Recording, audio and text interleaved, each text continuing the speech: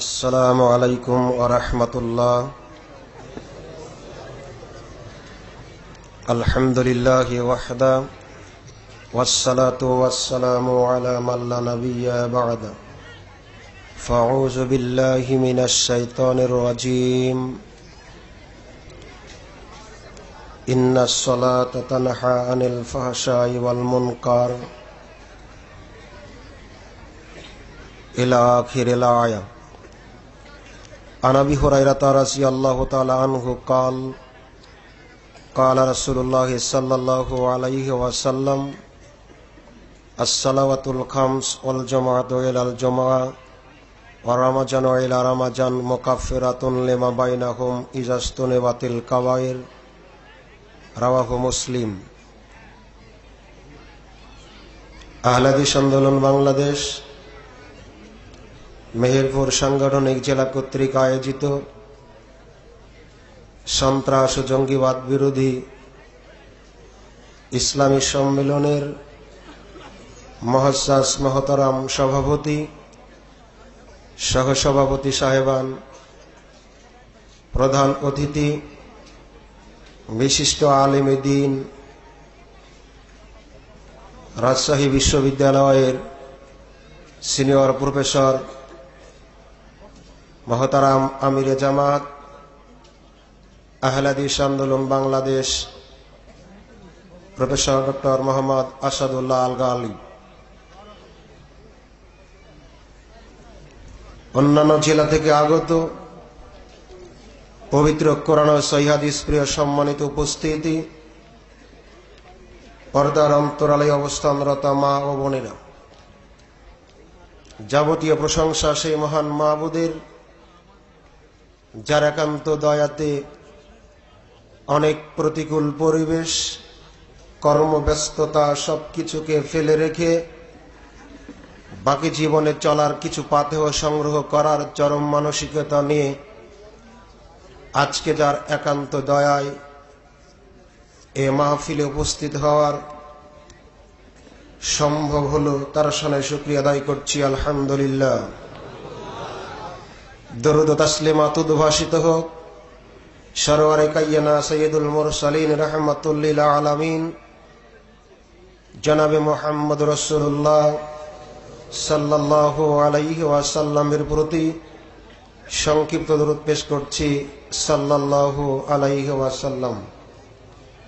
সম্মানিত উপস্থিতি, আজ এই ইসলামী সম্মেলনে পূর্বের অবগতি অনুযায়ী সংক্ষিপ্ত বক্তব্যের বিষয় রাসূল সাল্লাল্লাহু আলাইহি ওয়াসাল্লামের সালাত।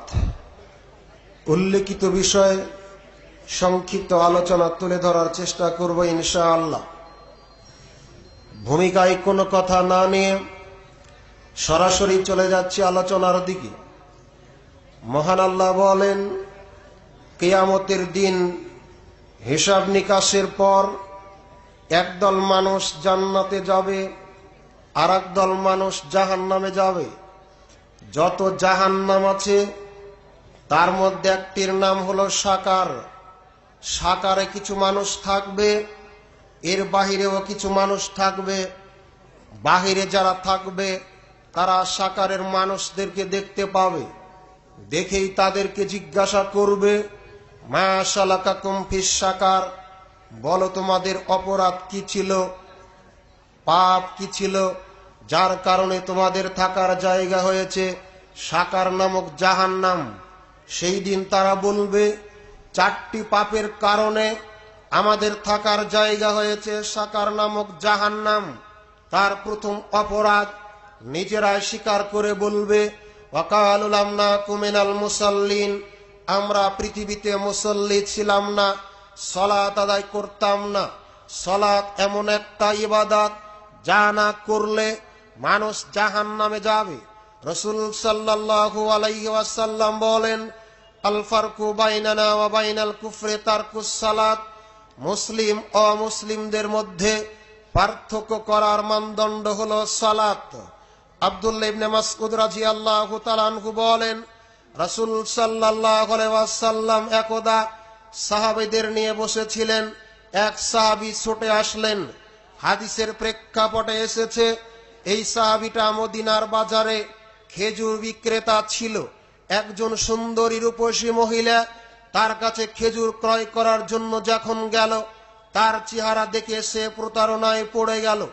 তার কাছে প্রস্তাব পেশ করা হলো, এখানে যেই পরিমাণ ভালো খেজুর আছে এর চাইতে ভালো খেজুর আছে বাড়িতে। তার কথায় প্রতারিত হয়ে, তার প্রচারণায় প্রচারিত হয়ে এই মহিলাটি বাড়িতে চলে গেল। এই সাহাবী বলছেন, আমি তার সাথে কিছু অন্যায় আচরণ করলাম, এমনকি তাকে চুম্বন করলাম। এক পর্যায়ে জেনার প্রস্তাব দিতেই ও আমাকে আল্লাহ ভীতির কথা বলে। যখনই আমাকে আল্লাহ ভীতির কথা বলে তখন আমি লজ্জিত হই, অনুতপ্ত হই, আমি অপমান বোধ মনে করি। আমি আর ওই দিকে না বাড়িয়ে রাসূল সাল্লাল্লাহু আলাইহি ওয়াসাল্লামের কাছে অগ্রসর হই। আমি দেখলাম আল্লাহর নবী সাহাবীদের নিয়ে বসে আছেন। আমি তাকে বললাম, আল্লাহর নবী, আমি দণ্ডযোগ্য অপরাধ করেছি, আপনি আমার বিচার করুন। আল্লাহর নবী কোনো কথা বললেন না। আমি দ্বিতীয়বার বললাম, তৃতীয়বার একই কথা বললাম। এরপরে আসরের সালাতের ওয়াক্ত হলো, আজান দেওয়া হলো, ইকামাত দেওয়া হলো, আল্লাহর নবী সালাত আদায় করালেন। আমরা সাহাবীদের সাথে আমি সহ সকলেই সালাত আদায় করলাম। এরপর আবারও আমি যখন আগের বাক্যটি বললাম, আল্লাহর নবী, আমি শাস্তিযোগ্য অপরাধ করেছি, আপনি আমার উপরে দণ্ডারোপ আরোপ করুন। আল্লাহর নবী বললেন, তুমি কি আমাদের সাথে সালাত আদায় করনি? আমি বললাম, জি। তখন আল্লাহর নবী বললেন, স্বয়ং আল্লাহ তোমার অপরাধকে ক্ষমা করে দিয়েছেন। সাহাবীটা জিজ্ঞাসা করলেন, আল্লাহর নবী, এই ক্ষমা কি আমার জন্যই শুধু প্রযোজ্য? তিনি বললেন, না, কিয়ামত পর্যন্ত আমার উম্মতের যারা পাপ করার পর বুঝতে পেরে অনুতপ্ত হয়ে খালেস অন্তর আমার নিকটে তওবা করবে, তাদের জন্যই ক্ষমা কিয়ামত পর্যন্ত থাকবে। সম্মানিত উপস্থিতি, আমি আপনাকে বেশি কিছু বলতে চাচ্ছি না বা যাচ্ছি না ফজিলত সংক্রান্ত ব্যাপারে, তবে সংক্ষিপ্ত আপনাকে বুঝাতে চাচ্ছিলাম, সালাত এমন একটা ইবাদত যা কাফের আর মুসলিমদের মধ্যে পার্থক্য করার মানদণ্ড। সালাত এমন একটা ইবাদত যার হিসাব যদি কিয়ামতের মাঠে সহজ হয়, বাকি আমলগুলির হিসাব আরো সহজ হয়ে যাবে। সালাত এমন একটা ইবাদত যার হিসাব নিকাশ যদি সহজ না হয়, তাহলে পরবর্তী ইবাদতগুলির হিসাব নিকাশ আরো কঠিন এবং জটিল হয়ে যাবে। সালাত এমন একটা ইবাদত যা আদায় না করলে মানুষ সাকার নামক জাহান্নামে নিক্ষিপ্ত হবে। অতএব এই সালাতের ব্যাপারে মহান আল্লাহ বলেন, ইন্নাস সালাতা তানহা আনিল ফাহশাই ওয়াল মুনকার, নিশ্চয় সালাত এমন একটা ইবাদত যা মুসাল্লিকে যাবতীয় অন্যায় অশ্লীলতা থেকে বাঁচায়। অতএব এরকম সালাতের অনেক গুরুত্ব রয়েছে। যেই সালাতের এত গুরুত্ব, যেই সালাতের এত ফজিলত, যেই সালাতের এত মাহাত্ম্য, সেই সালাত আমরা আদায় করি ঠিকই, কিন্তু এই সালাত আমাদের জন্য যেমন জান্নাতে যাওয়ার কারণ হবে, ঠিক একইভাবে জাহান্নামে যাওয়ার কারণও হবে। কেননা মহান আল্লাহ বলেন, ফাওয়াইলুল লিল মুসাল্লিন আল্লাযীনা হুম আন সালাতিহিম সাহুন, দুর্ভোগ ওই সমস্ত মুসল্লিদের জন্য যারা সালাতের ব্যাপারে অমনোযোগী। অমনোযোগী অর্থ রাসূলের পদ্ধতিতে যারা সালাত আদায় করে না। সালাত আদায় করে যারা মুসল্লি তারা, আর সালাত আদায় করে না যারা মুসল্লি নয় তারা, আর মুসল্লি নয় যারা সাকার নামক জাহান্নামে যাবে তারা। সালাত আদায় করতে হবে কিভাবে?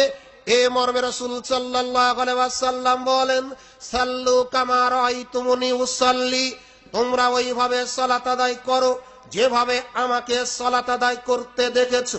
কিভাবে তিনি সালাত আদায় করতেন এ ব্যাপারে তিনি বলছেন, আম্মিনি জিবরিল ইনদাল বাইতে মাররাতাইন, আল্লাহর ফেরেশতা জিবরাইল আলাইহিস সালাম কাবার চত্বরে পরপর দুইবার এসে 5-5-10 ওয়াক্ত সালাত আদায় করে আমাকে দেখিয়ে দিয়েছেন কিভাবে সালাত আদায় করতে হবে। অতএব আমাদের এই সালাত যদি রাসূলের পদ্ধতিতে হয়, তাহলে এই সালাত আমাদেরকে জান্নাতে নিয়ে যাবে, বিপর্যয়ের কারণ হবে না। আর আমরা যে সালাত আদায় করি, এটা যদি রাসূলের পদ্ধতিতে না হয়, তাহলে এই সালাত কিয়ামতের দিন আমাদের বিপর্যয়ের কারণ হয়ে দাঁড়াবে। এজন্য রাসূল সাল্লাল্লাহু আলাইহি ওয়াসাল্লাম যেভাবে সালাত আদায় করেছেন, আমাদেরকেও ওইভাবে সালাত আদায় করতে হবে। চলুন এক নজরে আমরা দেখে নিই রাসূল সাল্লাল্লাহু আলাইহি ওয়াসাল্লামের সালাত আদায়ের পদ্ধতি কি ছিল। সালাত সহ অন্যান্য যত ইবাদত আছে এই ইবাদতগুলি কবুলের আবশ্যিক পূর্ব শর্ত হলো পবিত্রতা হাসিল করা। এ মর্মে মহান আল্লাহ বলেন, ইন্নাল্লাহা ইউহিব্বুত তাওয়াবিনা ওয়া ইউহিব্বুল মুতাহহারিন। সূরা বাকারা 222 নম্বর আয়াত। মহান আল্লাহ বলেন, নিশ্চয় তিনি ভালোবাসেন দুই শ্রেণীর মানুষদেরকে, এক যারা তওবা করে তাদেরকে, দুই যারা পবিত্রতা হাসিল করে তাদেরকে। আবু হুরায়রা রাদিয়াল্লাহু তাআলা আনহু বলেন, রাসূল সাল্লাল্লাহু আলাইহি ওয়াসাল্লাম বলেছেন, লা তুকবালু সালাতুন বেগাইরে তুহুরিন ওয়ালা সাদাকাতুন মিন গুলুলিন। আল্লাহর নবী বলেন, পবিত্রতা অর্জন ব্যতীত সালাত গ্রহণ করা হয় না, আর আত্মসাৎকৃত মালের দান কবুল করা হয় না। হাদিসটা আপনি পাবেন বুখারী মুসলিম মিশকাত 3য় অধ্যায় 1 নম্বর অনুচ্ছেদ 301 এবং 300 নম্বর হাদিস। সম্মানিত উপস্থিতি, এই পবিত্রতা হাসিলের ব্যাপারে আবু হুরায়রা রাদিয়াল্লাহু তাআলা আনহু বলেন, রাসূল সাল্লাল্লাহু আলাইহি ওয়াসাল্লাম বলেছেন, লা তুকবালু সালাতু মান আহদাসা হাত্তা ইয়াতাওয়াসসা। ওই ব্যক্তির সালাত হয় না, ওই ব্যক্তির সালাত হয় না যে ব্যক্তি প্রথমেই ওযু করে পবিত্রতা অর্জন করে না। অতএব সালাত গ্রহণীয় পর্যায়ে নিয়ে যাওয়ার অন্যতম প্রথম মাধ্যম হলো পবিত্রতা হাসিল করা। এ মর্মে আপনি দেখুন ঢাকার তাওহীদ প্রেস থেকে ছাপা বঙ্গানুবাদ বুখারী শরীফ প্রথম খণ্ড 85 পৃষ্ঠা 19 লাইনের নিচে হাদিস নম্বর 135। সম্মানিত উপস্থিতি, ওযু কিভাবে করবেন এ মর্মে মহান আল্লাহ বলেন পবিত্র কালামে মাজিদ 5 নম্বর সূরা সূরা মায়েদার 2য় রুকু 6 নম্বর আয়াত, আইযা কুনতুম ইলাস সালাতে ফাগসিলু ওয়াজহাকুম ওয়া আইদিয়াকুম ইলাল মারাফিকি ওয়ামসাউ বিরুশিকুম ওয়া আরজুলাকুম ইলাল কাবাইন। মহান আল্লাহ বলেন, যখন তোমরা সালাতের জন্য দণ্ডায়মান হবে তখন তোমরা তোমাদের মুখমণ্ডল ধৌত করে নিবা, দুই হাতের কোনই পর্যন্ত ধৌত করবে, সমস্ত মাথা মাসেও করবে, আর উভয় পায়ের গোড়ালি পর্যন্ত ধৌত করবে। সম্মানিত উপস্থিতি, এ গেল আপনার ওযুর পদ্ধতি সংক্ষিপ্ত আকারে। এই আয়াত থেকে প্রমাণিত হয় ওযুর ফরজ হলো 4টি। এর প্রথমটি হলো আপনার মুখমণ্ডল ধৌত করা, দ্বিতীয়টা হলো দুই হাতের কোনই পর্যন্ত ধৌত করা, তৃতীয়টা হলো সমস্ত মাথা মাসেও করা, আর চতুর্থটি হলো উভয় পায়ের টাকনু পর্যন্ত ধৌত করা। এরপরে আবু সাঈদ ইবনে যায়েদ রাদিয়াল্লাহু তাআলা আনহু বলেন, রাসূল সাল্লাল্লাহু আলাইহি ওয়াসাল্লাম বলেছেন, লা উযু আলিমান লাম ইয়াজকুর ইসমাল্লাহি আলাইহি। ওই ব্যক্তির ওযু হয় না যেই ব্যক্তি ওযুর শুরুতে বিসমিল্লাহ বলে না। ওযু গ্রহণযোগ্য পর্যায়ে নিয়ে যাওয়ার অন্যতম মাধ্যম হলো ওযুর শুরুতে বিসমিল্লাহ বলা। আপনি হাদিসটা পাবেন আলেম কাশের মেশকাত প্রথম খণ্ড 456 পৃষ্ঠা 15 লাইনের নিচে 370 নম্বর হাদিস। আল্লাহর নবী বলেছেন, বিসমিল্লাহ যে ব্যক্তি পাঠ করে না তার ওযু হয় না। এবারে আপনি ওযু শুরু করলেন, বহু কথা, এত কথা আপনাকে বলার সময় আজকে হবে না, তবে সংক্ষিপ্ত আকারে দু একটা কথা বলছি। তার প্রথমটি হলো ওযুর শুরুতে কথা বলা যায় না। চারজন ফেরেশতা একটা রুমালের 4 কোণা ধরে ওযুকারীর মাথার উপর দাঁড়িয়ে থাকে। যখন একটি কথা বলে একজন ফেরেশতা এক কোণা ছেড়ে দেয়, আর একটা কথা বললে আরেক কোণা ছেড়ে দেয়। এভাবে 4টি বাক্য উচ্চারণ করলে ফেরেশতারা তার পাপ সহ রুমালটা ওযুকারীর মাথার উপর নিক্ষেপ করে চলে যায়। এটা কোনো হাদিসের কথা নয়, অথচ আমরা আমল করে আসছি। সম্মানিত উপস্থিতি, দ্বিতীয় পর্যায়ে যে কথা বলতে চাচ্ছিলাম সেটা হলো এই, আল্লাহ রাব্বুল আলামিন বলেছেন সূরা মায়েদার 6 নম্বর আয়াতে, ওয়ামসাউ বিরুশিকুম, তোমরা তোমাদের মাথা মাসেও করো, সমস্ত মাথা মাসেও করতে হবে। আল্লাহর নবী বলেন সমস্ত মাথা মাসেও করতে হবে। প্রমাণ ঢাকার তাওহীদ প্রেস থেকে ছাপা বঙ্গানুবাদ বুখারী শরীফ প্রথম খণ্ড 107 পৃষ্ঠা 23 লাইনের নিচে হাদিস নম্বর 185, 186, 191, 197, 199। আপনার বুখারী শরীফ যদি আধুনিক প্রকাশনী থেকে ছাপা হয় 180 নম্বর হাদিস। বুখারী শরীফ যদি আপনার ইসলামিক ফাউন্ডেশন থেকে ছাপা হয় তাহলে 185 নম্বর হাদিস। আল্লাহর নবী বলেছেন সমস্ত মাথায় মাসেও করতে হবে। অতএব যারা আমরা মাযহাব প্রিয় তাদের দাবি, মাযহাবের কোন একজন ইমাম নাকি বলেছেন, কেউ বলেছেন মাথার 4 ভাগের 1 ভাগ মাসেও করা যাবে। যতখানি মাসেও বললে মানুষ মাসেও বলে প্রমাণিত হয়, ততখানি মাসে করলে চলবে। আপনাকে কটাক্ষ করার জন্য আসিনি, আপনাকে অনুরোধ করতে এসেছি। আল্লাহ বলেছেন সূরা মায়েদার 6 নম্বর আয়াতে সমস্ত মাথা মাসে করতে হবে। আল্লাহর নবী বলেছেন বুখারী শরীফের 185 নম্বর হাদিসে সমস্ত মাথা মাসে করতে হবে। আর ইমাম সাহেব বলেছেন অর্ধেক মাসে করলে চলবে। কোনটা করবেন আপনার বিবেককে একটু জাগিয়ে দিতে এসেছি। সম্মানিত উপস্থিতি, আপনার ওযু হয়ে গেল, ওযু করতে পারছেন না, মুসলমান ভুল বুঝেছে। মহান আল্লাহ বলেন সূরা মায়েদার 2 রুকুর 6 নম্বর আয়াতে, ওয়াইজা ইন কুনতুম মারজা আও আলা সাফারিন আও জাহাদুম মিনকুম মিনাল গায়েতে আও লামাসতুমুন নিসা ফালাম তাজিদু মান ফাতায়াম্মামু সাঈদান তাইয়িবান। সূরা নিসা 6 নম্বর আয়াত, সূরা মায়েদা 6 নম্বর আয়াত, সূরা নিসার 43 নম্বর আয়াত। মহান আল্লাহ বলেন তোমরা যদি অসুস্থ থাকো, সফরে থাকো, তোমরা যদি পেশাবখানায় যাও, পায়খানায় যাও, তোমরা যদি স্ত্রী সহবাস করো, বিস্তারিত ভাবে বলছি। মহান আল্লাহ বলেন তোমরা যদি সফরে থাকো, পানি না পাও, তোমরা যদি অসুস্থ থাকো, পানি ব্যবহার করতে তোমার উপর নিষেধাজ্ঞা আরোপ করা হয়, অথবা পেশাবখানাতে যাও, পানি যা ছিল ব্যবহার করার পর ওযু করার পানি না পাও, অথবা পায়খানায় যাও, পায়খানায় খরচ করার পর ওযু করার পানি না পাও, আওলা মাসতুমুন নিসা, অথবা তোমরা যদি স্ত্রী সহবাস করো, ফালাম তাজিদু মান, আর যদি পানি না পাও, ফাতায়াম্মামু সাঈদান তাইয়িবান, তাহলে পবিত্র মাটি দিয়ে তায়াম্মুম করো। জনগণ ভুল বুঝেছে, রাত্রে বক্তৃতায় একটা বলা হয়, সকালবেলা জনগণ বানায় আর একটা, এমন কটু কথা বলে, দৃষ্টিকটু কথা বলে। হঠাৎ আলোচনা শুনে আসলাম আজকাল হুজুরেরা নেমেছে সহবাস করলেও গোসল লাগে না। কথা বলেন, এরকম লোক আছে না নাই? আল্লাহ বলছেন ইসলামটা যাতে আমাদের জন্য সহজ হয়, এই কয়েকটা প্রেক্ষাপটে মানুষ যদি ওযু করার জন্য পানি না পায়, তাহলে ও পবিত্র মাটি দিয়ে তায়াম্মুম করবে। সম্মানিত উপস্থিতি, তায়াম্মুমের ব্যাপারে বেশি কথা বলছি না, তবে আপনাকে বলতে চাচ্ছিলাম যে তায়াম্মুমে আপনি কয়বার হাত মারবেন এ ব্যাপারে আল্লাহ নিজেই বলছেন ওয়াফামসাহু বিওজুহিকুম ওয়া আইদিয়াকুম মিনহু, তোমরা এর দ্বারা তোমাদের হাতগুলিকে মাসেও করবে এবং মুখমণ্ডল মাসেও করবে।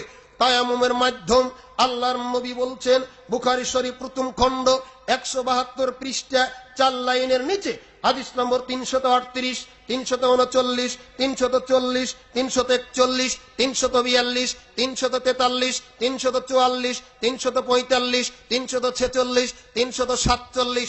আপনার বুখারী শরীফ যদি আধুনিক প্রকাশনী থেকে ছাপানো হয় 326 নম্বর হাদিস।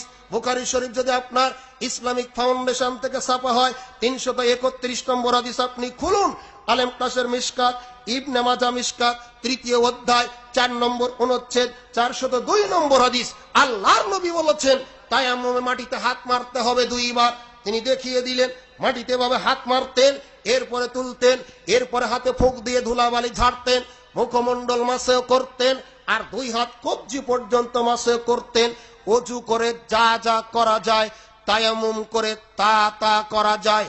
যেই সমস্ত কারণে ওযু নষ্ট হয়, একই কারণে তায়াম্মুম নষ্ট হয়। ওযু হোক অথবা তায়াম্মুম হোক, আপনার হয়ে গেল। মাঝখানে যে কথা বলার জন্য আয়াতগুলি হাদিসগুলি উদ্ধৃত করলাম, তাহলে এই ইমামের নাম করে বলা হয়েছে 9ম 10ম শ্রেণীর মুক্তাসারুল কুদুরি তায়াম্মুম অধ্যায় একজন ইমামের নাম করে। আর তায়াম্মুম জারবাতানে, তায়াম্মুমে মাটিতে হাত মারতে হবে 2 বার। আল্লাহ বললেন তায়াম্মুমে হাত মারতে হবে 1 বার, আল্লাহর নবী বললেন তায়াম্মুমে হাত মারতে হবে 1 বার। মুক্তাসারুল কুদুরির ইমাম সাহেব বললেন তায়াম্মুমে হাত মারতে হবে 2 বার। আপনার বিবেকের কাছে প্রশ্ন করতে এসেছি, আপনি কোনটা মানবেন? আল্লাহ আল্লাহ রসুলকে মানবেন না ইমামকে মানবেন? সম্মানিত উপস্থিতি, ওযু হয়ে গেল অথবা তায়াম্মুম হয়ে গেল, এক্ষুনি আপনি দোয়া পড়ছেন, আশহাদু আল্লা ইলাহা ইল্লাল্লাহু ওয়াহদাহু লা শারীকা লাহু ওয়া আশহাদু আন্না মুহাম্মাদান আবদুহু ওয়া রাসূলুহু আল্লাহুম্মা আজআলনি মিনাত তাওয়াবিনা ওয়াজআলনি মিনাল মুতাহহারিন। তিরমিজির হাদিস। আল্লাহর নবী বলেন, যেই পবিত্র অর্জনকারী পবিত্রতা অর্জন শেষে এই দোয়াটি পড়বে তার জন্য জান্নাতের 8টি দরজাই খুলে যাবে। তবে এখানে একটা বাতিল আমল মানুষ করে থাকে, দোয়াটি পড়ে ঠিকই আসমানের দিকে তাকায়, তাদের ধারণা আসমানের দিকে না তাকালে জান্নাতের দরজা খুলবে না, এই আমল পরিত্যাজ্য, এই আমল চলবে না। দোয়া পড়লেই খুলে যাবে, আসমানের দিকে তাকাতে হবে না। সম্মানিত উপস্থিতি, এরপর আপনার তায়াম্মুম অথবা ওযু হয়ে গেল, সালাতের ওয়াক্ত হয়ে গেছে, আমাকে আপনাকে কি করতে হবে? এ মর্মে আনাস ইবনে মালিক রাদিয়াল্লাহু তাআলা আনহু বলেন, রাসূল সাল্লাল্লাহু আলাইহি ওয়াসাল্লাম উমেরা বেলালকে নির্দেশ দিলেন, আইয়াসফাল আযানা আয়াতবিরাল ইকামাতা ইল্লা কাদ কামাতিস সালাহ। সালাতের ওয়াক্ত যখন হবে তখন তিনি বেলালকে নির্দেশ দিলেন, বেলাল তুমি আজান দাও জোড়ায় জোড়ায় বাক্যে, আর ইকামাতের বাক্যগুলি বলো একবার করে, ইল্লা কাদ কামাতিস সালাহ, তবে কাদ কামাতিস সালাহ 2 বার করে বলো। আজানের বাক্যগুলি হবে একবার করে, ইকামতের বাক্যগুলি হবে একবার করে, আর আজানের বাক্যগুলি হবে 2 বার করে, তবে কাদ কামাতিস সালাহ 2 বার হবে। হাদিসটা আপনি পাবেন বুখারী শরীফ প্রথম খণ্ড 294 পৃষ্ঠা 13 লাইনের নিচে।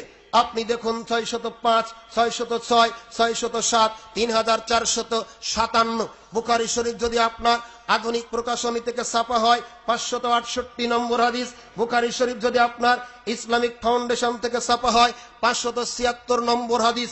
তাছাড়া আপনি দেখুন আলেম ক্লাসের মেশকাত 2য় খণ্ড 590 নম্বর হাদিস। আল্লাহর নবী বলেছেন, আজানের বাক্যগুলি বেলালকে তিনি বললেন জোড়ায় জোড়ায় দাও, আর ইকামতের বাক্যগুলি তুমি একবার করে বলো, তবে কাদ কামাতি সালাহ ছাড়া। সম্মানিত উপস্থিতি, ওযু হয়ে গেল অথবা তায়াম্মুম হয়ে গেল, আজান হয়ে গেল, মসজিদে ঢুকছেন। আল্লাহর নবী বলেন, তোমাদের মধ্যে কেউ যখন মসজিদে ঢুকবে ডান পা দিয়ে সে যেন বলে আল্লাহুম্মা আফতাহলি আবওয়াবা রাহমাতিকা, আর যখন সে বের হবে তখন সে যেন বলে আল্লাহুম্মা ইন্নী আসআলুকা মিন ফাজলিকা। হাদিসটা আপনি পাবেন মুসলিম শরীফের হাদিস, আলেম ক্লাসের মেশকাত 2য় খণ্ড 651 নম্বর হাদিস। সম্মানিত উপস্থিতি, আব্দুল্লাহ ইবনে মুগাফফাল রাদিয়াল্লাহু তাআলা আনহু বলেন, রাসূল সাল্লাল্লাহু আলাইহি ওয়াসাল্লাম বলেছেন, 2 আজানের মাঝখানে, 2 আজান বলতে একটা আজান আর একটা ইকামাত, আজান ইকামতের মধ্যে 2 রাকাত সালাত রয়েছে, আজান ইকামতের মধ্যে 2 রাকাত সালাত রয়েছে। তৃতীয়বারে তিনি বললেন, যে ব্যক্তি চায় তার জন্য 2 রাকাত সালাত রয়েছে, অতএব আপনার জন্য উচিত হবে। হাদিসটা আপনি পাবেন বুখারী শরীফ প্রথম খণ্ড 10 নম্বর পর্ব 14 নম্বর অনুচ্ছেদ 624, 625, 626, 627। আলেম ক্লাসের মেশকাত 2য় খণ্ড আপনি দেখুন 652 নম্বর হাদিস। আল্লাহর নবী বলেছেন, প্রত্যেকটা আজান ইকামতের মধ্যে 2 রাকাত সালাত রয়েছে। আপনি আরো দেখুন আলেম ক্লাসের মেশকাত 2য় খণ্ড নফল সালাত অধ্যায় প্রথম পরিচ্ছেদের শুরুর হাদিস। রাসূল সাল্লাল্লাহু আলাইহি ওয়াসাল্লাম মিরাজ থেকে ফিরে এসে ফজরের সালাত ইমামতি করলেন। মুক্তাদির দিকে মুখ করে বসে দাঁড়া বেলালকে ডাকলেন, বেলাল জি বলুন। আল্লাহর নবী বলছেন, বেলাল আমি মিরাজ রজনীতে গেলাম, জান্নাতের অনেক প্রাসাদ ঘুরে দেখেছি, হঠাৎ একটা দরজায় গিয়ে উপস্থিত, আমি খেয়াল করলাম বেলাল আমি যেই জান্নাতের দরজাতে উপস্থিত, এই জান্নাতের ভিতরে তুমি জুতা পায়ে দিয়ে হাঁটাচলা করছো, তোমার জুতার আওয়াজ আমি বাইরে থেকে টের পেলাম। হাদিস মুসলিম শরীফের। আল্লাহর নবীর এই প্রশ্নের জবাবে বেলাল রাদিয়াল্লাহু তাআলা আনহু বলছেন, আল্লাহর নবী আমি তো তেমন কিছু করি না উল্লেখযোগ্য, তবে যখনই ওযু করি, যখনই মসজিদে ঢুকি, সুযোগ পেলেই 2 রাকাত সালাত আদায় করি, আমি এটা কখনো পড়তে ভুল করি না। আল্লাহর নবী বললেন, তোমাকে আর বলতে হবে না বেলাল, আমি বুঝতে পেরেছি তোমার নিয়মিত 2 রাকাত নফল সালাতই তোমার পদমর্যাদা এতটাই বৃদ্ধি করেছে। অথচ আপনার হুজুর মসজিদে লিখে রেখেছেন লাল বাতি জ্বললে সুন্নাত পড়িবেন না। এটা একটা ভ্রান্ত ধারণা আমাদের ভিতরে ঢুকে আছে। আপনি নফল সালাত শুরু করেছেন, 1 রাকাত পড়া হয়ে গেছে, ইকামাত শুরু হয়েছে, আপনার নফলটা ছেড়ে দিয়ে ফরজে যোগদান করতে হবে, এটাই বিধান। আর সময় ফেলে 2 রাকাত পড়বেন। অনেকে পড়েন আগে বসেন তারপরে পড়েন, জিনা। আগে পড়তে হবে এরপরে বসতে হবে, আগে পড়তে হবে এরপরে বসতে হবে, আগে পড়তে হবে এরপরে বসতে হবে, আগে বসবেন পরে পড়বেন, এই পদ্ধতি সহি নয়। সম্মানিত উপস্থিতি, এক্ষুনি আপনাকে বলতে চাচ্ছিলাম যে কথাগুলি, 2 রাকাত আপনি পড়লেন, এখন জামাতের সাথে পড়তে হবে। ইমাম হবে কে? মাযহাবী মনোমানসিকতা সংকীর্ণতার কারণে নিজের ব্যক্তিত্বকে প্রতিষ্ঠা করার জন্য, নিজের জেদকে সমাজে বলবৎ রাখার জন্য আমরা নানান সময় নানান শর্ত আরোপ করে থাকি। যেই মসজিদ যার দাপটে চলে, তার বিধান অনুযায়ী চলে, আল্লাহর রাসূলের বিধান মসজিদে চলে না। এদেশের বহু মসজিদ আছে যে মসজিদগুলিতে যার ছত্র ছায়ায় চলে, তার বিধি বিধানে চলে। অধিকাংশ ক্ষেত্রে এখান থেকে আল্লাহ আল্লাহ রাসূলের বিধান বিদায় নিয়েছে। এরকম করে শর্ত আরোপ করে তুমি ইমামতি করতে পারবা না যদি মানাজত না করো। মোনাজাত বলতে পারে না, মানাজত যদি করো তোমার ইমামতি থাকবে না, করলে থাকবে না। উল্লেখযোগ্য একটা বললাম, আরগুলি আপনারা জানেন। ইমামতি কে করবে? নফলটা আপনি পড়ে নিলেন একা একা, জামাতের সাথে পড়তে হবে। ইমামতি কে করবে? মালিক ইবনে হুয়াইরিস রাদিয়াল্লাহু তাআলা আনহু বলেন, রাসূল সাল্লাল্লাহু আলাইহি ওয়াসাল্লাম বলেছেন, যখন সালাতের সময় উপস্থিত হবে তখন তোমাদের মধ্যে একজন আজান দিবে, আর যে তোমাদের মধ্যে বড় সেই ইমামতি করবে। 1 2 আল্লাহর নবী বলেন, আবু মাসউদ রাদিয়াল্লাহু তাআলা আনহু বলেন, রাসূল সাল্লাল্লাহু আলাইহি ওয়াসাল্লাম বলেছেন, ইমামতির প্রথম হকদার ওই ব্যক্তি যার কেরাত ভালো, ছোট হোক বড় হোক, ধনী হোক গরিব হোক, যার কেরাত ভালো সেই ইমামতির প্রথম হকদার। চাই মানাজত করুক অথবা না করুক, কেরাত যার ভালো সেই করবে ইমামতি। এরপর আল্লাহর নবী বলেন, কেরাতে যদি কয়েকজন পারদর্শী হয়, ভালো হয়, একই মানের হয়, তাহলে সুন্নাহ যে বেশি জানে সে করবে ইমামতি। সুন্নাহ জানা মানুষও যদি বেশি হয়, একাধিক হয়, তাহলে প্রথমে হিজরতকারী যে সে করবে ইমামতি। হিজরতকারীও যদি কয়েকজন হয়, আল্লাহর নবী বলছেন এর মধ্যে যে বেশি বয়স সে ইমামতি করবে। দেখুন তো আপনি যে শর্ত আরোপ করেছেন এটা আছে কিনা। এরা আসলে কোরআন হাদিসের বহির্ভূত আদেশ, এটা আপনার ব্যক্তিগত আদেশ, এটা আপনার জেদ, এটা আপনার ব্যক্তিত্ব প্রতিষ্ঠা, এটা ওহির বিধান নয়। এজন্যই আল্লাহ বলেছেন, ইন্নাস সালাতা তানহা আনিল ফাহশাই ওয়াল মুনকার, নিশ্চয় সালাত মুসল্লিকে অন্যায় অশ্লীলতা থেকে বাঁচায়। কিন্তু আমরা সালাতও পড়ি বিড়িও খাই, সালাতও পড়ি সুদও খাই, সালাতও পড়ি ঘুষও খাই, সালাতও বলি মিথ্যাও বলি। কেন? আমাদের সালাতটা আল্লাহর নিকটে রাসূলের পদ্ধতি অনুযায়ী হয় না, যার কারণে মুসল্লিদের মধ্যে বিভেদ দূর হয় না। সম্মানিত উপস্থিতি, আপনাকে যে কথা বলতে চাচ্ছিলাম, এবার আপনার ইকামত দেওয়ার পালা। ইমাম নিযুক্ত হয়ে গেল, নির্ধারণ করা হলো। ইকামতের বাক্যগুলি আগেই বলেছি, 1 বার করে বলতে হবে, তবে কাদ কামাতিস সালাহ 2 বার করে বলতে হবে। এখন আপনাকে নিয়ে যাচ্ছি মুয়াজ্জিনের আজান ইকামতের বাক্যগুলির জবাব কি বলে দেবেন। আবু সাঈদ খুদরি রাদিয়াল্লাহু তাআলা আনহু বলেন, রাসূল সাল্লাল্লাহু আলাইহি ওয়াসাল্লাম বলেছেন, মুয়াজ্জিন আজান ইকামতে যা বলে তোমরাও অনুরূপ বলো। ইমাম যখন দাঁড়িয়ে যায়, মুয়াজ্জিন যখন আজান ইকামত দেয়, মুয়াজ্জিন তার আজান ইকামতে যা বলে তোমরাও অনুরূপ বলো। তবে হাইয়া আলাস সালাহ আর হাইয়া আলাল ফালাহ ব্যতীত মুয়াজ্জিন যখন আজান ইকামতে হাইয়া আলাস সালাহ হাইয়া আলাল ফালাহ বলবে, তখন তোমরা বলবে লা হাওলা ওয়ালা কুওয়াতা ইল্লা বিল্লাহ, লা হাওলা ওয়ালা কুওয়াতা ইল্লা বিল্লাহ, আশহাদু আন্না মুহাম্মাদুর রাসূলুল্লাহ। শুনেই চট করে আমরা বলি সাল্লাল্লাহু আলাইহি ওয়াসাল্লাম। নবীর নাম শুনে দরুদ পড়তে হবে, তবে আজান ইকামত বাদে। আজান ইকামতে আশহাদু আন্না মুহাম্মাদ রাসূলুল্লাহ শুনে আশহাদু আন্না মুহাম্মাদ রাসূলুল্লাহ বলতে হবে। কাদ কামাতি সালাহ শুনে আমরা বলি আকামাল্লাহু আদামাহা বলতে হবে মর্মে। আবু দাউদের যে হাদিসটা এসেছে এটা সহিহ নয়, অতএব এই আমলটাও পরিত্যাজ্য। ফজরের আজানের অতিরিক্ত দুটি বাক্য আসসালাতু খায়রুম মিনান নাওম, এটা শুনে আমরা বলে থাকি সাদাক্তা ওয়া বারারতা ওয়া বিল হাক্কি নাতাক্তা, এটাও পরিত্যক্ত, আমলযোগ্য নয়। রাসূল সাল্লাল্লাহু আলাইহি ওয়াসাল্লাম আরো বলেছেন, মুয়াজ্জিন আজানে যা বলে কেউ যদি অন্তর থেকে তা বলে গুফিরা লাহু মা তাকাদ্দামা মিন জামবি, আল্লাহ তার জীবনের সমস্ত গুনাহকে ক্ষমা করে দিবেন। এরপরে তিনি বলছেন, যে ব্যক্তি মুয়াজ্জিনের আযান শোনার পর বলবে আশহাদু আল্লা ইলাহা ইল্লাল্লাহু ওয়াহদাহু লা শারীকা লাহু ওয়া আশহাদু আন্না মুহাম্মাদান আবদুহু ওয়া রাসূলুহু রাদিতু বিল্লাহি রাব্বান ওয়া বিল ইসলামি দীনান ওয়া বিমুহাম্মাদিন নাবিয়ান, আল্লাহর নবী বলেন যে ব্যক্তি মুয়াজ্জিনের আযানের পর এই বাক্যগুলি পড়বে তার জীবনের সমস্ত গুনাহ আল্লাহ ক্ষমা করে দিবেন। জাবের ইবনে আব্দুল্লাহ রাদিয়াল্লাহু তাআলা আনহু বলেন, রাসূল সাল্লাল্লাহু আলাইহি ওয়াসাল্লাম বলেছেন, মান কালা হিনা ইয়াসমাউন নিদা আল্লাহুম্মা রাব্বা হাযিহি দাওয়াতি ওয়া তাম্মাতিস সালাতিল কায়েমা আতি মুহাম্মাদান আল ওয়াসিলাতা ওয়াল ফাজিলাতা ওয়া বাসুহু মাকামান মাহমুদান আল্লাযী ওয়া'আতা হাল্লাত লাহু শাফাআতি ইয়াউমাল কিয়ামা, রাওয়াহুল বুখারী। বুখারী শরীফ প্রথম খণ্ড আযানের জবাব দেওয়া অধ্যায়।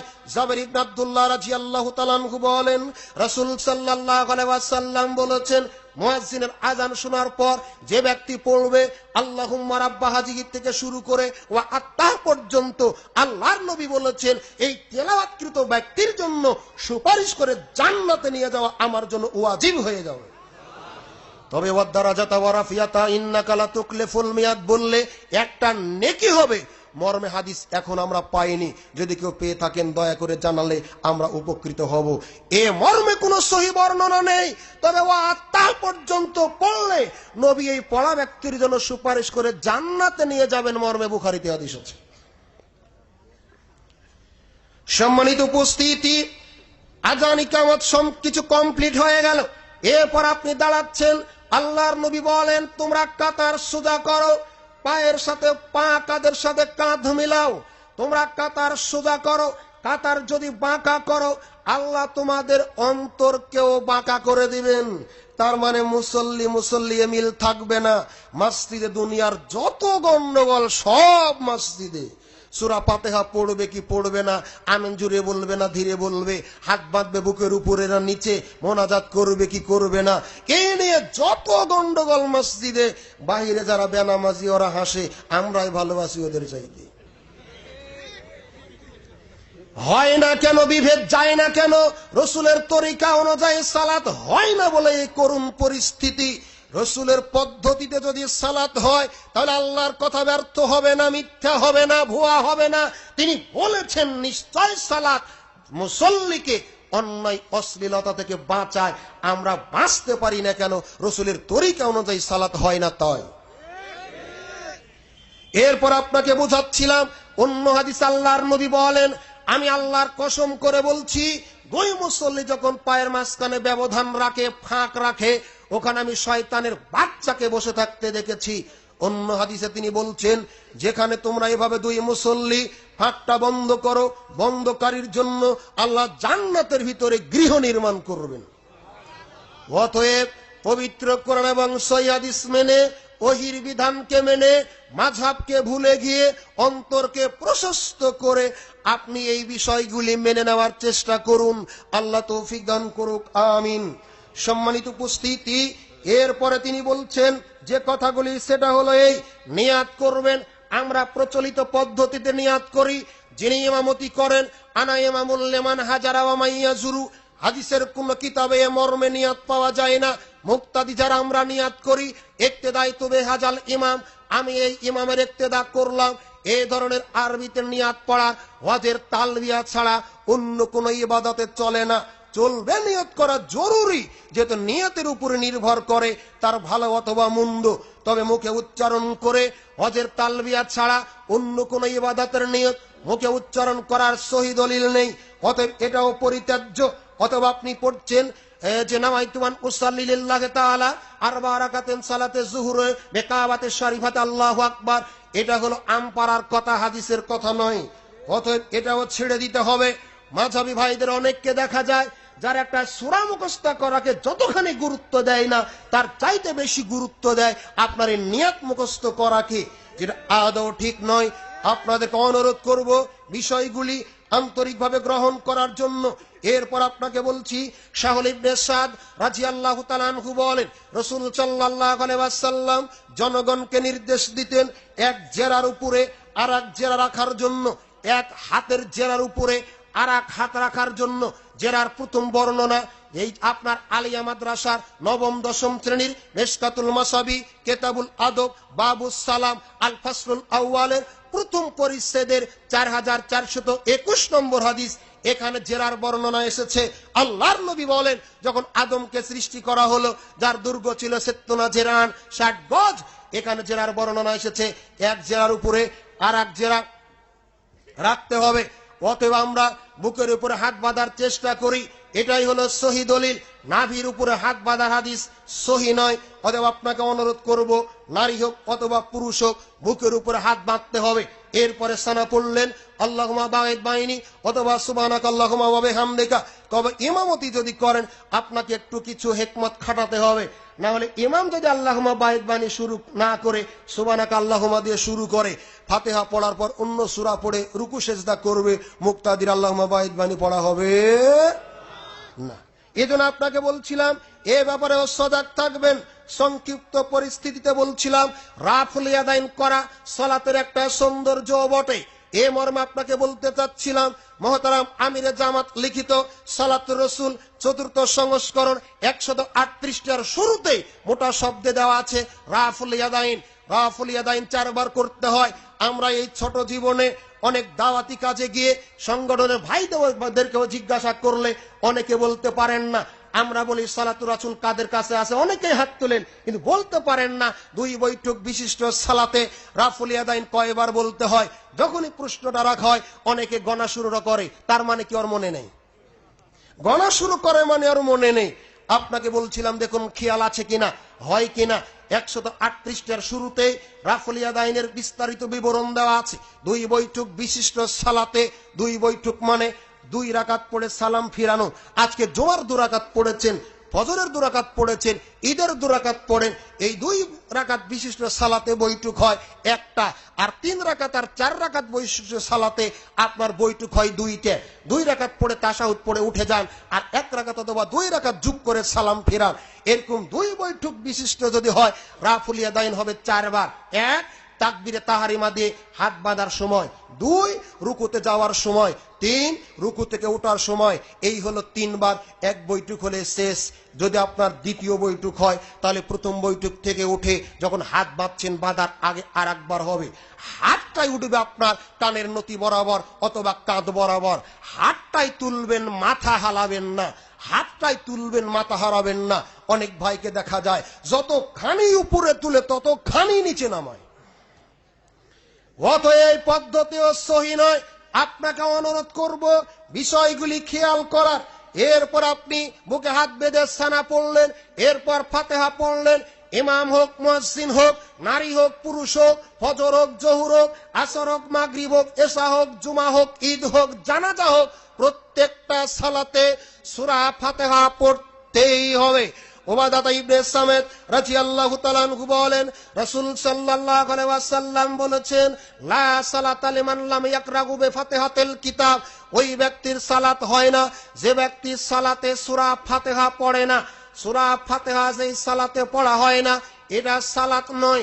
অন্য হাদিসে এটাকে খেদাস বলা হয়েছে, অসম্পূর্ণ বলা হয়েছে, অপূর্ণাঙ্গ বলা হয়েছে। অতএব আপনাকে অনুরোধ করব আপনি ফাতিহা পড়ার চেষ্টা করুন। আপনার একটা যুক্তি কথা হলো হাত বাঁধার ব্যাপারে আর ফাতিহা পড়ার ব্যাপারে সংক্ষিপ্ত আলোচনায় এই দুটি বিষয় নিয়ে আসার চেষ্টা করছি। আপনার ধারণা যে হাত তোলার ব্যাপারে যেটা আপনি মনে করেন, ফাতিহা পড়ার ব্যাপারে আপনি যেটা মনে করেন, সেটা হলো এই কোন বিচার সালিশে বড় ভাইকে বিচার মানলে, সালিশ মানলে ছোট ভাই যেমন কিছু বলতে পারে না, ইক্তেদাই তো বেহাজাল ইমাম বলে এই ইমামের ইক্তেদা যখন আমি করেছি তখন সে ফাতিহা পড়তে পারে না। ঠিক আছে, আপনার সাথে আমি গন্ডগোল করতে আসিনি, গন্ডগোল করবোই বা কেন? তবে আপনাকে অনুরোধ করতে এসেছি, ইমাম কি শুধু ফাতিহাই পড়ে না অন্য কিছুও পড়ে? কথা বলেন, কথা বলেন। ইমাম কি শুধু ফাতিহা পড়ে না অন্য কিছুও পড়ে? ও কি সানা পড়ে কি পড়ে না? সুবহান রাব্বিয়াল আযীম পড়ে কি পড়ে না? সামি আল্লাহু লিমান হামিদা পড়ে কি পড়ে না? সুবহান রাব্বিয়াল আলা পড়ে কি পড়ে না? তাশাহুদ পড়ে কি পড়ে না? মাসুরা পড়ে কি পড়ে না? দরুদ পড়ে কি পড়ে না? ডান দিকে বাম দিকে সালাম ফিরায় কি ফিরায় না? ইমাম তো সবই করে, আপনার কিছু করার তো দরকার নেই। কেন যুক্তি কথা তুলে ধরলেন? বড় ভাইকে দায়িত্ব দিলে ছোট ভাই যেমন কিছু বলতে পারে না, ইমামের ইক্তেদা করলেও মুক্তাদি কিছু বলতে পারে না। আপনার সাথে আমি একমত, ইমাম যা যা করে ও তো রুকু সেজদাও করে, আপনারও করা লাগবে না। অতএব ফাতিহার সাথে আপনার গন্ডগোল চিরেই মিটাতে হবে, সমাধানে আনতে হবে। এনে ফাতিহা আপনাকে পড়তে হবে। এরপরে ফাতিহা যখন শেষ হবে, আবু হুরায়রা রাদিয়াল্লাহু তাআলা আনহু বলেন, রাসূল সাল্লাল্লাহু আলাইহি ওয়াসাল্লাম বলেছেন, ইযা আমিনুল ইমাম ফায়ামিনু মান ওয়াফাকাতা মিনহু তামিনাল মালায়েকা গুফিরা লাহু মা তাকাদ্দামা মিন জামবি, রাওয়াহুল বুখারী ও মুসলিম। আল্লাহর নবী বলেন, ইমাম যখন আমিন বলে তোমরাও আমিন বলবে, কারণ তোমাদের সাথে ফেরেশতারা আমিন বলে। যার আমিন বলা ফেরেশতার আমিন বলার সাথে মিলে যাবে। আল্লাহর নবী বলেছেন, গুফিরা লাহু মা তাকাদ্দামা মিন জামবি, তার জীবনের সমস্ত পাপকে আল্লাহ ক্ষমা করে দিবে। জীবনে বহু কোরবানি করেছেন, কোনটা সুদের টাকার, ঘুষের টাকার, আত্মসাৎ করা টাকার, কোনটা কবুল হয়েছে কোনটা হয়নি এটা যা বলা যায় না। লক্ষ টাকা খরচ করে হজ করেছেন, কবুল হয় কি হয় না বলা যায় না। অথচ আপনি 5 ওয়াক্ত সালাতের কমপক্ষে ফজরে 2 বার, মাগরিবে 2 বার, এশাতে 2 বার, জুমার দিনে অতিরিক্ত 2 বার, ঈদের দিনে অতিরিক্ত আরো 2 বার আমিন বলার সুবর্ণ সুযোগ আমাদের হয়। অতএব মাযহাবী সংকীর্ণতা বোধ মনে করে আপনি আমিন বলা পরিত্যাগ করিয়েন না। এটা রাসূলের একটা সুন্নাত। হতে পারে জীবনের কোনো একবারের আমিন বলা যদি ফেরেশতাদের সাথে মিলে যায়, আমাদের যাবতীয় চাওয়া পাওয়া এর মধ্যেই পাওয়া যাবে ইনশাআল্লাহ। সম্মানিত উপস্থিতি, এরপর আপনি রুকুতে গেলেন, আল্লাহু আকবার বলে হাঁটুতে হাত দিলেন, পিঠটা টান টান করে রাখলেন, কেরাত অবস্থায় সিজদার জায়গাতে তাকিয়ে থাকবেন। এরপর রুকুতে গিয়েও সিজদার জায়গাতে আপনার দৃষ্টি থাকবে। এরপর আপনি রুকুর তাসবিহগুলি করলেন, রুকু থেকে উঠে কওমার দোয়াগুলি পড়লেন, সিজদাতে যাচ্ছেন, এর আগে কওমার দোয়াগুলি পড়ুন। সামি আল্লাহু লিমান হামিদা রব্বানা লাকাল হামদ হামদান কাসীরান তাইয়্যিবান মুবারাকান ফীহি, এই মর্মে একটা হাদিস দেখুন, আলেম ক্লাসের মেশকাত 2য় খণ্ড, রুকুতে পড়া কি দোয়া পড়তে হয় মর্মে অধ্যায় হাদিসটা এসেছে। আল্লাহর নবী সাহাবীরা বলছেন, এক সাহাবী দেরি করে হাজির হচ্ছিলেন, জামাতের সময় চলে যাচ্ছে, ও দ্রুত গতিতে আসার কারণে তার শ্বাস প্রশ্বাসটা মোটা হচ্ছিল। আল্লাহর নবী যখন সামি আল্লাহু লিমান হামিদা বললেন, এই সাহাবীটা ধীরে বলতে চাইলেও জোরে হয়ে গেল। তিনি বলছেন, রব্বানা ওয়া লাকাল হামদ হামদান কাসীরান তাইয়্যিবান মুবারাকান ফীহি। আল্লাহর নবী সালাম ফেরানোর পরে মুক্তাদির দিকে মুখ করে বললেন, তোমাদের মধ্যে কে বাক্যগুলি বলেছো? এই সাহাবী কথা বলে না, মসজিদে নববী ভর্তি মুসল্লি, কেউ বলেনি, একজনে বলেছে, ওর ধারণা আমার মনে হয় বলাটা ভুল হয়েছে, ও বলতে চাচ্ছে না। আল্লাহর নবী 2-3 বার জিজ্ঞাসা করার পর অভয় দিয়ে বললেন, আহা বলো না, সে তো খারাপ কিছু বলনি। তখন এই লোকটা বলছে যে আল্লাহর নবী আমি বলেছি। তখন তিনি বললেন, শোনো, যখন তুমি এই বাক্যগুলো উচ্চারণ করছিলে তখন আমি দেখলাম এক হাদিসে এসেছে 12 জন, আরেকটা হাদিসে এসেছে 30 জন। 30 জন ফেরেশতাকে প্রতিযোগিতা করতে দেখলাম। তোমার বলা বাক্যগুলির নেকি কে কত বেশি লেখে আগে আল্লাহর কাছে পৌঁছাবে, তারা প্রতিযোগিতা করছে। সম্মানিত উপস্থিতি, আর বাড়াবো না, যে হাদিসটা আপনার কাছে তেলাওয়াত করেছি অনুবাদ করে শেষ করার চেষ্টা করছি ইনশাআল্লাহ।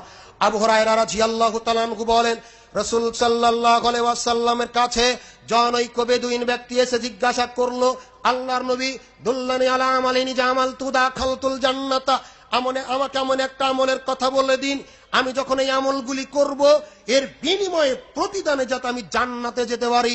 আল্লাহর নবী এই বেদুইন সাহাবীকে জান্নাতে যাওয়ার পদ্ধতিগুলি শিক্ষা দিতে গিয়ে বললেন, আনতা আবুদুহু ওয়ালা তুশরিকু বিহি শাইয়া, আল্লাহর ইবাদত করো, তার সাথে কোনো কিছুকে শরীক করো না। ওয়া আনতুকিমুস সালাতাল মাকতুবাতা, ফরজ সালাতগুলি আদায় করো। অথবা তিসাকাতাল মাফরুজাতা, তুমি নির্ধারিত মালের যাকাত প্রদান করো। ওয়া তাসুমু রামাজান, রমজান মাসে সিয়াম পালন করো। এই লোকটা এখন বলছে, ওয়াল্লাযী নাফসি বিয়াদিহি লা আজিদু ওয়ালা হাদা শাইয়াও ওয়ালা আনকুসু মিনহু, আল্লাহর নবী, ওই আল্লাহর কসম করে বলছি যে আল্লাহর হাতে আমার জীবন, আপনি যা বলেছেন তাই করব, করতে গিয়ে বেশিও করব না, কমও করব না, যতখানি বলেছেন ততখানি করব, যেভাবে বলেছেন সেভাবে করব, যতটুকুন বলেছেন ততটুকুন করব, যেভাবে বলেছেন সেভাবে করব, করতে গিয়ে বেশিও করব না, কমও করব না।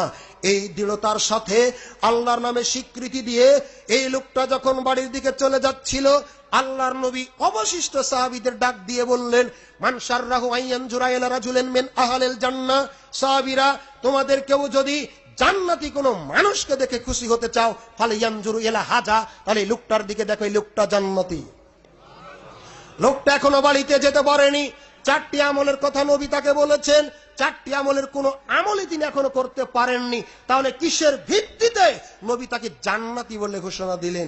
একটি বাক্যের কারণেই, সেটা হলো লা আজিদু আলা হাযা শাইয়াও ওয়ালা আনকুসু মিনহু, আমি করতে গিয়ে ধর্মের ব্যাপারে কোনো কিছু বাড়িয়েও করব না, কম করেও করব না।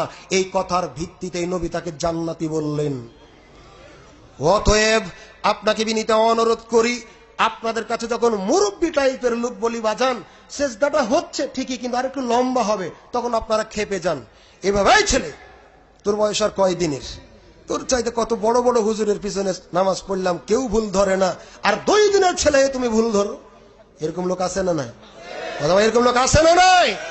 আপনাদের বিনীত অনুরোধ করব, আসুন আমরা পবিত্র কোরআন এবং সহিহ হাদিস অনুযায়ী আমরা আমাদের ব্যক্তিগত, পরিবার, সমাজ, রাষ্ট্র ঢেলে সাজানোর চেষ্টা করি।